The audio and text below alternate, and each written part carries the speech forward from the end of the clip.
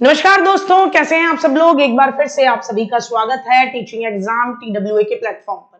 आज हम लोग बात करेंगे व्यक्तित्व की प्रक्षेपी विधियों की, जिनको सीधे सीधे तौर पर इस तरीके से पूछा जाता है कि बताइए इस पूरे दिए हुए ऑप्शन में से कौन सी प्रक्षेपी विधि है या नहीं है। तो भाई पता होनी चाहिए। दूसरा, प्रक्षेपी विधियों के प्रतिपादक पूछ लिए जाते हैं, किस विधि में क्या है ये पूछ लिया जाता है। तो आज की इस क्लास में 5 मिनट में हम व्यक्तित्व की प्रक्षेपी यानी प्रोजेक्टिव विधियों को याद कर रहे होंगे, और ऐसा याद कि जीवन में कभी न भूलें।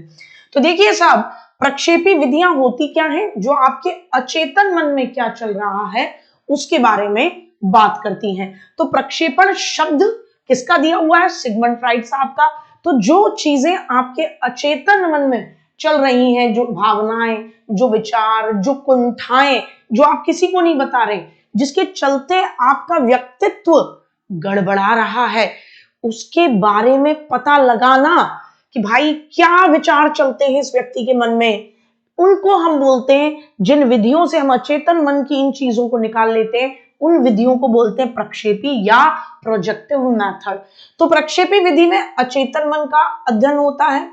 अब इसके अंदर हम ये चीजें पता लगाते हैं कि व्यक्ति किसी चीज के बारे में कैसे सोचता है, और व्यक्ति को खुद भी ये नहीं पता कि भाई मुझे चेक किया जा रहा है, तो वो बिना बनावट के उत्तर देता है। तो प्रक्षेपी विधि, जैसे सपोज कीजिए आप किसी व्यक्ति से मिलने गए, आपका होने वाला है साहब विवाह, आपने उस व्यक्ति से पूछा कि बताइए आप कैसे हैं और ये वो, आपके इस बारे में क्या विचार हैं, उस बारे में क्या विचार है। तो व्यक्ति को पता है कि भाई साहब विवाह का मामला है, राउंड टेबल कॉन्फ्रेंस चल रही है, ये लड़की या ये लड़का मुझे इन्हीं उत्तरों के बेसिस पर मेरी पर्सनालिटी को चेक करेगा। तो बड़े बनावटी उत्तर होते हैं। तो गलत व्यक्ति के साथ ना फंस जाएं, इसके लिए प्रक्षेपी विधियां बहुत काम की हैं, क्योंकि आपको खुद नहीं पता कि सामने वाले ने जो क्वेश्चन आपसे पूछे या सामने वाले ने आपकी पर्सनालिटी में जो चीजें चेक की, जो आपके अचेतन के विचार, अचेतन की इच्छाएं, अचेतन की भावनाएं थी, उनसे पता लगता है कि आपका व्यक्तित्व कैसा है। तो इसमें बनावट का कोई ऑप्शन नहीं होता, और व्यक्ति जो भी किसी चीज के बारे में सोच रहा होता है वो उसके अचेतन से प्रभावित होता है। कैसे, आ जाइए जरा। तो पहला है इंक ब्लॉट टेस्ट, जिसको बोलते हैं IBT। हरमन रोशा ने दिया था 1921 में।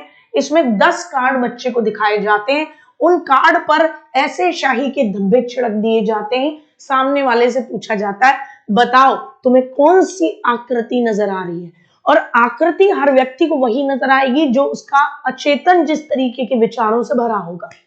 इसमें 5 कार्ड पर ब्लैक एंड व्हाइट धब्बे, 2 कार्ड पर ब्लैक व्हाइट और रेड धब्बे, और 3 कार्ड होते हैं रंगीन। फिर आता है TAT टेट प्रासंगिक अंतर्बोध, मॉर्गन मुर्रे लेकर आए 1935 में। इसमें मॉर्गन और मुर्रे इन्होंने 31 कार्ड दिए। 31 कार्ड बड़े लोगों के लिए हैं। एक बार में 20 कार्ड का प्रयोग होता है, जिसमें 19 कार्ड पर चित्र लगे होते हैं, एक कार्ड होता है खाली।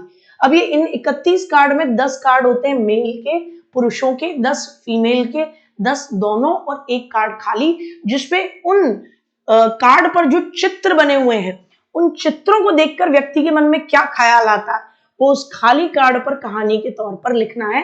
तो टेट कहानी या प्रासंगिक अंतर्बोध परीक्षण। कैट चिल्ड्रन अपरसेप्शन टेस्ट, जिसको बोलते हैं बाल अंतर्बोध परीक्षण, जिसे बोलते हैं लियोपोल्ड ब्लांक 1948, भारत की स्वतंत्रता के 1 साल बाद। इसमें भी 10 कार्ड होते हैं, छोटे बच्चों के लिए उपयोगी है, 3 से लेकर 11 साल के बच्चे। इन कार्डों पर जानवरों, पेड़ पौधों के रंगीन चित्र होते हैं, और बच्चे को कहानी बतानी होती है उन चित्रों को देखकर। SCT sentence completion test, Payne Tendler लेकर आए 1930 में। अधूरे वाक्य होते हैं, स्पेशली 14 से लेकर 19 वर्ष के किशोरों के लिए बेस्ट होता है। उनके मन में क्या विचार चल रहे हैं ये यही पूरे होते हैं। तो अधूरा सेंटेंस छोड़ दिया जाता है। तुम्हें देखकर मुझे, तो सामने वाला भर दे बहुत गुस्सा आता है, ठीक है ना। तो ये जो रैंडम मुंह से निकल गया है, ये अचेतन की भावना ही निकली है। तो सेंटेंस को अधूरा छोड़ना, जहां सोचने का मौका न मिले, अचेतन तुरंत काम करे और आप पता लगा लो सामने वाला व्यक्ति कैसा है। WAT वर्ड एसोसिएशन टेस्ट, पहले 1879 में इसे फ्रांसिस गाल्टन लेकर आए।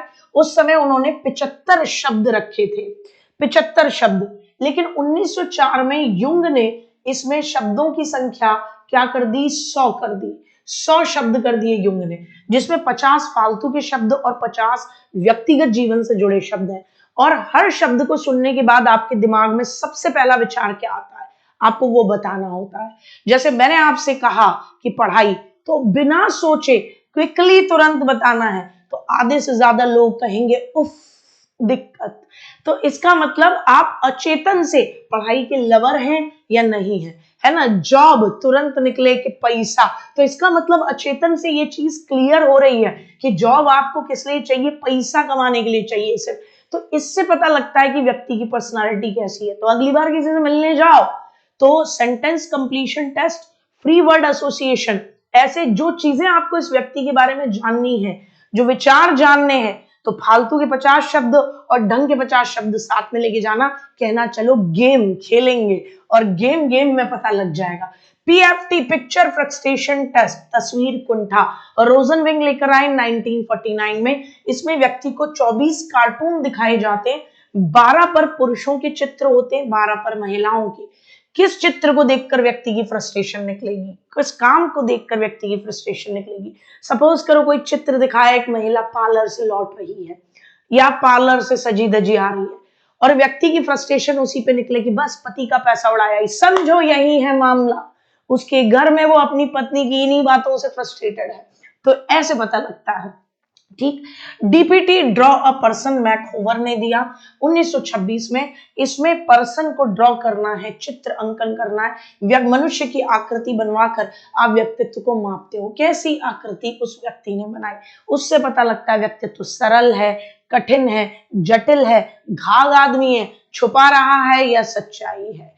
फिर आता है क्लाउड पिक्चर टेस्ट, स्टर्न ने 1937 में। बादलों में आपको कौन सा चित्र नजर आ रहा है, बादलों को देखकर उसके माध्यम से पता लगता है कि आपकी पर्सनालिटी कैसी है। साइकोड्रामा, मनोनाटकी विधि, जेएल मोरेनो 1949 में।